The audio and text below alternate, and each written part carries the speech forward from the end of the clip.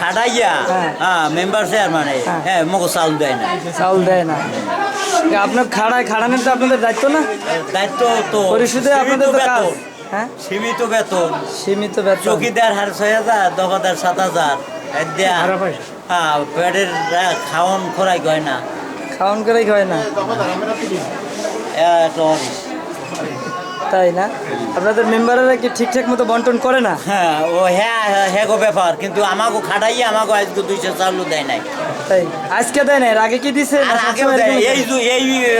এই ব্যাচের মেম্বার মুখ কিছু দেয় না, কিচ্ছু দেয় না। কিছু দেয় না। আসলে কি কথা সত্য? সত্য? হ্যাঁ, আপনি কি করেন আসলে? কি এই যে সৈয়দা সাহেব যে বললো এটা কি আসলে সঠিক? দফাদার যেটা বললো হ্যাঁ সঠিক না? আসলে আপনাদের শুধু খাটায় মানে মেম্বার চেয়ারম্যান আপনাদের লাস্টে কিছুই দেয় না? কিচ্ছু দেয় না। আসলে কি আপনারা তাদের কাছে কিছু পান?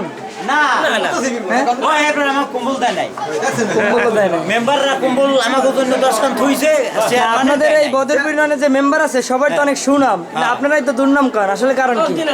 মুখ কিছু দেয় না, আপনাকে দেয় না? জনগণ সবাই কয় এখন যে মেম্বাররা হয়েছে ইয়াং জেনারেশন, বর্তমানে এদের অনেক সুনাম। 10 কেজি চাউল পেয়ে এরা তো ভালোই কইবে, মগু 10 কেজি কোথায়? এবার শীতকালে মগু কম্বল দিয়েছে সে মেম্বারে। আপনারা যদি সরকারি চাকরি করেন, সরকারের পক্ষ থেকে আপনারা ত্রাণ তহবিল পান না? না, ওইটাও পান না। পাই 6,500 বেতন, চৌকিদার, দফাদার 7,000 দফাদার 7,000 না? এই আমাদের